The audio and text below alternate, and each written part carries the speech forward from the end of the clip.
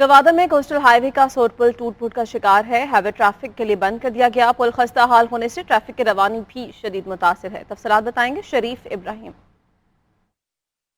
शुक्रिया। एक माह से जायद सवा डैम क्रॉस पुल टूट फूट का शिकार हो गया है, जिसके सबब कोस्टल हाईवे पर ट्रैफिक की रवानी मुतासर हो गई है। छोटी और बड़ी गाड़ियां मुतबादिल रास्ते इख्तियार कर रहे हैं, जिससे गाड़ियों को आने और जाने में सख्त परेशानी का सामना करना पड़ रहा है, जिसकी ताहाल दोबारा मुरम्मत नहीं की गई है। कोस्टल हाईवे कराची सिंध को मकरान से मिलाने का वाहिद ज़मीनी रास्ता है, जिसमें छोटी बड़ी मुसाफिर गाड़ियों समेत हेवी ट्रैफिक भी ऐसी रोड से गुजरती है। लेकिन मुतल्लिका महकमे और NH एक माह से जायद गुजर जाने के बावजूद भी इसकी मुरम्मत के लिए कोई इकदामात नहीं कर रहे हैं। शहरियों और ट्रांसपोर्टरों ने हुकूमत बलूचिस्तान और महकमे NH के ज़िम्मेदारान से अपील की है कि इस पुल को दोबारा मुरम्मत करके ट्रैफिक के लिए खोल दिया जाए। जी।